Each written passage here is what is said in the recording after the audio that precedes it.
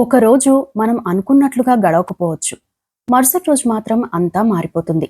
జీవితంలో ఏం జరిగినా ఈ రోజు గడిచిపోతుందనే నమ్మకంతో ఉండాలి. మనం నమ్మే వ్యక్తులు నీ చుట్టూ ఉండాలి. అప్పుడే జీవితాన్ని ఆనందించగలం. ఈ మాటలు ఎవరివో కాదు, నేషనల్ క్రష్ రష్మికవి.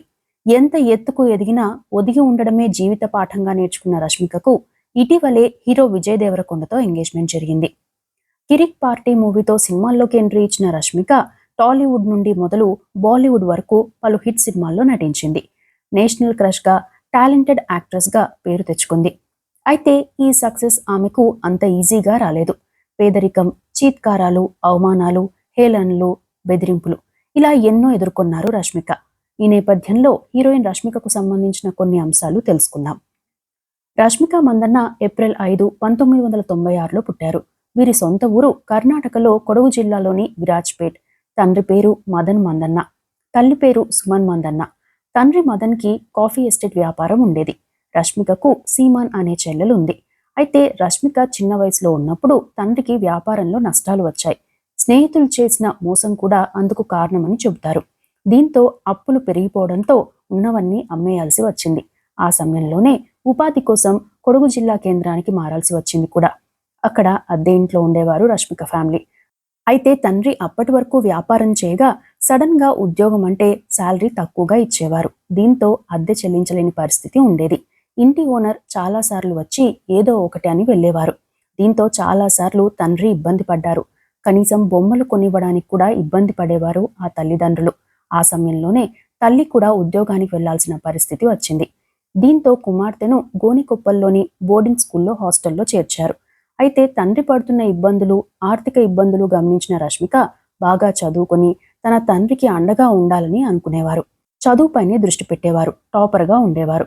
అక్కడే రష్మికకు తొలి సవాలు ఎదురైంది. క్లాస్మేట్స్ ఎప్పుడూ ఏదో ఒకటి కొనుక్కుని హాస్టల్కి తెచ్చేవారు. రష్మిక ఏమీ కొనుక్కునేది కాదు. దీంతో చాలా మంది క్లాస్మేట్స్ ఎగతాళి చేసేవారట. అయినా తన చదువుపైనే ఫోకస్ పెట్టేవారు రష్మిక. +2లో డిస్టింక్షన్లో పాస్ అయ్యారు. అయితే తనకున్న టాలెంట్తో బీటెక్, బీఈ లాంటి కోర్సుల్లో చేరే అవకాశం వచ్చినా కుటుంబ పరిస్థితుల కారణంగా డిగ్రీ వైపు మొగ్గు చూపారు. MS Ramaiah college of arts, science and commerce నుండి సైకాలజీ, జర్నలిజం, ఇంగ్లీష్ లిటరేచర్ కోర్సుల్లో చేరారు. అక్కడే రష్మిక లైఫ్ టర్న్ అయిందని చెప్పవచ్చు. అక్కడ చదువుతున్నప్పుడు అనుకోకుండానే క్లాస్మేట్ సలహాతో స్థానిక ఫ్యాషన్ షోలో పాల్గొని విజేతగా నిలిచారు. ఆ తరువాత సరదాగా పలు ఫ్యాషన్ షోలకు ఛాన్స్ వచ్చింది. ఆ క్రమంలోనే టైమ్స్ ఆఫ్ ఇండియా నిర్వహించే క్లీన్ అండ్ క్లియర్ ఫేస్ కాంపిటీషన్లో పాల్గొని విజేతగా నిలిచారు. ఆ కాంపిటీషన్లో పాల్గొనే వరకు రష్మిక ఫ్యాషన్ షోలకు వెళ్తుందనే విషయం ఇంటి వద్ద తెలీదు. ఆ సమయానికి తండ్రి ఆర్థికంగా మళ్లీ నిలదొక్కున్నారు. తాను ఫ్యాషన్ షో విజేతగా నిలిచానంటే తల్లిదండ్రులు ఏమంటారో అని భయపడేవారు రష్మిక. తానే డైరెక్ట్గా తండ్రికి చెప్పాలనే ఉద్దేశంతో తండ్రి వేరే ఊరు నుండి వస్తుంటే ఎయిర్పోర్ట్కి వెళ్లి మరీ తన తండ్రికి టైటిల్ని చూపించారట. దీంతో తండ్రి సంతోషించి తన మెడలో ఉన్న చైన్ని రష్మికకు వేసి అభినందించారట. ఆ తరువాత ఇంటికి వెళ్లి తల్లితో విషయం చెబితే, నీ జీవితం నువ్వే డిసైడ్ చేసుకోవాలి, ప్రాక్టికల్గా ఆలోచించి నిర్ణయం తీసుకో అన్నారట. ఆ సమయంలో తన తల్లిదండ్రులు తనకు ఎంత ఫ్రీడమ్ ఇచ్చారో అర్థమైందని, ఆ రోజు నుండి తాను ఏ పని చేస్తున్నా తల్లిదండ్రులను గుర్తు చేసుకుంటానని ఓ ఇంటర్వ్యూలో చెప్పారు రష్మిక. ఇక ఆ ఫ్యాషన్ షో తర్వాత చాలా సినిమా ఆఫర్లు వచ్చాయి. కానీ సినిమాల్లోకి వెళ్లడం ఇష్టం లేని రష్మిక ఆ ఆఫర్లను రిజెక్ట్ చేశారు. ఆ సమయంలోనే కాలేజ్ ప్రొఫెసర్ రష్మికను పిలిపించి, చాలా మంది సినిమా ఛాన్స్ల కోసం అష్టకష్టాలు పడతారని, అలాంటిది నీకు అవకాశం వస్తే రిజెక్ట్ చేయడం ఏంటని చెప్పి ఒప్పించారట. అలా తాను సినిమాల్లోకి రావాలని డిసైడ్ అయ్యారు. ఇదే విషయం తల్లిదండ్రులకు చెబితే వారు నిర్ణయాన్ని రష్మికకు వదిలేశారట. అయితే అప్పటికి కొన్ని ఆఫర్లు పోయాయి. దీంతో సినిమా ఆఫీసులకు వెళ్లి ఛాన్స్ల కోసం ట్రై చేసేవారు రష్మిక. అక్కడే అవమానాలు ఎదుర్కొన్నారు. ఆ అంశంపై ఓ ఇంటర్వ్యూలో మాట్లాడుతూ, కొన్ని ఆడిషన్లకు వెళ్తే నటనకు పనికి వచ్చే ముఖమేనా అన్న కామెంట్ చేసేవారు. చీత్కరించుకునేవారు. ఆడిషన్కు వెళ్లిన ప్రతిసారి కన్నీళ్లతోనే ఇంటికి తిరిగి వచ్చేదాన్ని. ఒక సినిమా కోసం పదే పదే ఆడిషన్ చేశారు. ఎట్టకేలకు ఆ మూవీలో సెలెక్ట్ అయ్యాను. 2-3 నెలలు వర్క్షాప్ జరిగింది. కొద్ది రోజులకు ఆ ప్రాజెక్ట్ ఆగిపోయింది. ఆ తరువాత దాదాపు 25 ఆడిషన్స్లో రిజెక్ట్ చేశారు. నేను నటించలేనని చాలా మంది అనేవారు కూడా. అయినా నేను ఎప్పుడూ వెనక్కి తగ్గలేదు. ప్రతిరోజు ప్రతి సినిమాకు నన్ను నేను మెరుగుపరుచుకుంటూ వచ్చాను. నేనెప్పుడు నా సినిమాలు చూసినా ఇంకాస్త బాగా చేస్తే బాగుండేదేమో అనుకుంటాను అని చెప్పారు రష్మిక. ఇక పలు రిజెక్షన్ల తర్వాత 2015లో కిరిక్ పార్టీ సినిమాలో ఛాన్స్ వచ్చింది. ఆ సినిమాని రిషబ్ శెట్టి నిర్మించగా రక్షిత్ శెట్టి హీరోగా చేశారు. ఆ సినిమా సూపర్ హిట్ అయింది. ఆ మూవీలో కాలేజ్ స్టూడెంట్ శాన్వి పాత్రలో నటించిన రష్మిక ఉత్తమ డెబ్యూ యాక్ట్రెస్ గా సైమా అవార్డును అందుకున్నారు. ఆ సినిమాకు 1.6 లక్షల రెమ్యునరేషన్ తీసుకున్నారట రష్మిక. ఓ ఇంటర్వ్యూలో రష్మిక మాట్లాడుతూ, ఒకవేళ కిరిక్ పార్టీ మూవీ ఫెయిల్ అయితే తాను తన తండ్రి వ్యాపారానికి తోడుగా ఉండాలని డిసైడ్ అయ్యానని, అయితే డెస్టినీ మన చేతుల్లో ఉండదని సినిమాల్లోకి వచ్చానని చెప్పారు. ఆ తర్వాత 2017లో కన్నడలోనే అంజనీపుత్ర, చమక్ సినిమాల్లో నటించారు. అవి యావరేజ్గా ఆడాయి. ఇక రష్మిక తెలుగులో నటించిన ఫస్ట్ సినిమా చలో. నాగశౌర్య హీరోగా నటించిన ఈ సినిమాలో కార్తీక పాత్రలో నటించి మెప్పించారు. వాస్తవానికి కన్నడ కాకుండా ఇతర భాషల్లో నటించేందుకు ముందు భయపడ్డారు. తల్లి సహకారంతో ఇతర భాషల సినిమాల్లో నటించేందుకు ఒప్పుకున్నారు. చలో సినిమాలో నటించేటప్పుడు నాగశౌర్య తల్లి నిర్మాత ఉషా ముల్పూరి బాగా సపోర్ట్ చేశారట. తనను సొంత కుమార్తెగా ట్రీట్ చేశారని, వారిపై నమ్మకంతో ఆ సినిమా షూటింగ్కి తన తల్లి తనకు తోడుగా రావాల్సిన అవసరం రాలేదని, అందుకే వారిని అమ్మా నాన్న అని పిలుస్తానని ఓ ఇంటర్వ్యూలో చెప్పారు రష్మిక.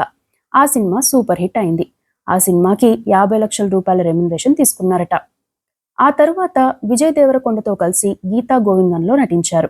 ఆ సినిమా కూడా హిట్ అయింది. ఆ తరువాత కూడా విజయ్ దేవరకొండతో కలిసి డియర్ కామ్రేడ్లో నటించారు. అది యావరేజ్గా ఆడింది. ఇక నాగార్జున నాని కాంబినేషన్లో వచ్చిన దేవదాస్, మహేష్ బాబుతో సరిలేరు నీకెవ్వరు, నితిన్తో కలిసి భీష్మలో నటించారు. ఇక రష్మికకు దేశవ్యాప్తంగా గుర్తింపు తెచ్చిన సినిమా పుష్ప. పుష్ప 1, పుష్ప 2లో తన నటనతో నేషనల్ క్రష్గా మారారు. ఆడవాళ్లు మీకు జోహార్లు, సీతారామం, వారసుడు ఇలా పలు సినిమాల్లో నటించారు. తమిళంలో సుల్తాన్, హిందీలో యానిమల్ సినిమాలు రష్మికకు గుర్తింపు తెచ్చాయి. సల్మాన్ ఖాన్తో నటించిన Sikandar cinema నిరాశపరిచింది.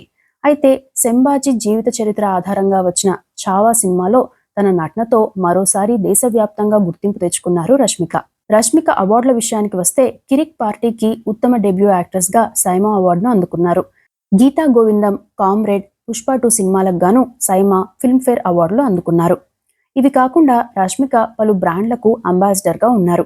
మెగ్డీ, Dabur honey, Cashify, Kalyan Jewellers, Japanese brand ఒనిట్ లుకాకి అంబాసిడర్గా ఉన్నారు. టైగర్ షరఫ్తో కలిసి క్రంచై రోల్లో పార్ట్నర్గా ఉన్నారు.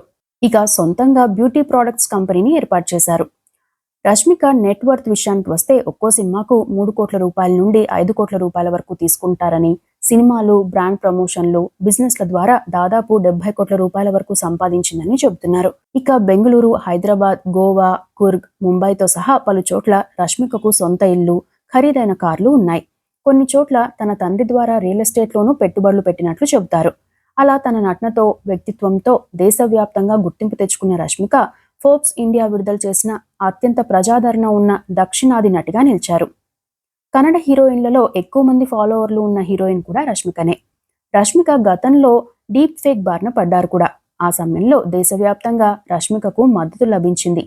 ఆ ఘటన తరువాత రష్మికను ఇండియన్ సైబర్ క్రైమ్ కోఆర్డినేషన్ సెంటర్కు జాతీయ బ్రాండ్ అంబాసిడర్గా నియమించారు. ఇక రష్మికకు కన్నడ హీరో రక్షిత్ శెట్టికి 2017 జూలై 3న ఎంగేజ్మెంట్ జరిగింది. 6 నెలల్లో పెళ్లి జరుగుతుందని భావించారు కూడా. అయితే 2018లో నిశ్చితార్థాన్ని క్యాన్సిల్ చేసుకున్నారు. ఓ ఇంటర్వ్యూలో ఆ అంశంపై మాట్లాడుతూ, నాకు సరిపడలేదు కాబట్టి నా నిర్ణయం నేను తీసుకున్నా అనే విధంగా మాట్లాడారు. తరువాత మరో ఇంటర్వ్యూలో ఇండైరెక్ట్ గా రక్షిత్ శెట్టిని, రిషబ్ శెట్టిని టార్గెట్ చేస్తూ కొన్ని సాయిగలు చేస్తూ వ్యాఖ్యానించడం కూడా వివాదాస్పదమైంది. తనకు తొలి సినిమాలో అవకాశం ఇచ్చిన బ్యానర్ పేరు చెప్పడానికి కూడా ఇష్టపడలేదు రష్మిక. ఇక కాంతారా సినిమాకు సంబంధించి కూడా కామెంట్లు చేశారు. ఆ సమయంలో కన్నడలో రష్మికను బ్యాన్ చేస్తారనే ప్రచారం కూడా జరిగింది. అయితే రష్మికను బ్యాన్ చేయలేదు, కానీ సినిమా ఆఫర్లు అయితే తగ్గాయి. అయితే టాలీవుడ్, బాలీవుడ్లో కొన్ని ఆఫర్లు ఉండడంతో పెద్దగా ప్రభావం పడలేదు. ఇక రష్మిక, విజయ్ దేవరకొండ ఎంగేజ్మెంట్ విషయానికి వస్తే 2025 అక్టోబర్ 3న ఇరు కుటుంబాలకు చెందిన అత్యంత సన్నిహితుల మధ్య విజయ్ దేవరకొండ, రష్మికల ఎంగేజ్మెంట్ జరిగింది. ఆ తర్వాత ఈ విషయం బయటకు వచ్చింది. రష్మిక, విజయ్ దేవరకొండలు 2018లో గీతా గోవిందం సినిమాలో తొలిసారిగా కలిసి నటించారు. అప్పుడే వీరు ప్రేమలో పడ్డారు. ఆ తరువాత డియర్ కామ్రేడ్ సినిమాలో నటించారు. ఆ తరువాత వీరిద్దరూ కలిసి సినిమాల్లో నటించకపోయినా పలు చోట్ల కలిసి కనిపించేవారు. ఎయిర్పోర్ట్లో పలుమార్లు ఫోటోలకు చిక్కారు. ఇక ఫారిన్ టూర్లు, వెకేషన్లకు వెళ్లిన సమయంలో విజయ్, రష్మికలు తమ సోషల్ మీడియాలో వేర్వేరుగా ఫోటోలు పోస్ట్ చేసేవారు. బ్యాక్గ్రౌండ్, లొకేషన్లను బట్టి నెటిజన్లు వీరిద్దరూ ఒకే చోట ఉన్నారని కామెంట్లు చేసేవారు. ఇక ఇరు కుటుంబాల్లో ఏదైనా శుభకార్యం జరిగినా ఇద్దరూ అటెండ్ అయ్యేవారు. దీంతో వీరి మధ్య ఏదో ఉంది అనే ప్రచారం విపరీతంగా జరిగింది. దీనిపై పెద్దగా స్పందించేవారు కాదు. ఇక తాజాగా వీరి ఎంగేజ్మెంట్ జరగడంతో ఆ ప్రచారం నిజమేనని తేలింది. మరో ముఖ్యమైన అంశం ఏంటంటే రష్మిక గతంలో వేణుస్వామితో పూజలు చేయించిన ఫోటోలు బయటకు వచ్చాయి. వేణుస్వామి సలహాతోనే రష్మిక తన మొదటి ఎంగేజ్మెంట్ ను క్యాన్సిల్ చేసుకుందని ప్రచారం జరిగింది. తనను నమ్మిన రక్షిత్ శెట్టికి హ్యాండ్ ఇచ్చిందని కొందరు కామెంట్స్ చేయగా వారి మధ్య జరిగిన వివాదమే ఇందుకు కారణమని మరికొందరు చెబుతున్నారు. కారణం ఎవరికీ తెలియదు కానీ ఆ మధ్య వేణుస్వామికి సంబంధించిన వివాదాలు తలెత్తినప్పుడు రష్మిక చేయించిన పూజలపై ప్రత్యేక చర్చ జరిగింది. తాజాగా విజయ్ దేవరకొండ రష్మిక ఎంగేజ్మెంట్ జరిగిన నేపథ్యంలో గతంలో వేణుస్వామి చేసిన వ్యాఖ్యలు మరోసారి తెరపైకి వచ్చాయి. అప్పట్లో వేణుస్వామి చెప్పిన మాటలుగా కొన్ని వార్తలు వస్తున్నాయి. వాళ్ళ ప్రేమ గురించి తెలుసు, వాళ్ళిద్దరూ పెళ్లి చేసుకుంటారు, తరువాత విడిపోతారు, విజయ్ను పెళ్లి చేసుకోకు, విడిపోతావు అనే విషయాన్ని బయటి వారికి చెప్పే కంటే ముందే రష్మికకు చెప్పాను. అప్పుడే నాకు ఆమెకు పొరపచ్చాలు వచ్చాయి. అందుకే నన్ను పక్కకు పెట్టింది. ఆమె నా క్లయింట్, అందుకే ఉన్నది ఉన్నట్లు చెప్పాను. ఆమె నన్ను దూరం పెడితే నాకు అభ్యంతరం లేదు అని వేణుస్వామి వ్యాఖ్యానించినట్లు వార్తలు వస్తున్నాయి. మరికొన్ని విషయాలకు వస్తే కొన్నిసార్లు రష్మిక చేసిన కామెంట్లు వివాదాస్పదమయ్యాయి కూడా. గతంలో కొడవ సామాజిక వర్గం నుండి వచ్చిన మొదటి నటిని నేనే అని ఓ ఇంటర్వ్యూలో కామెంట్ చేశారు.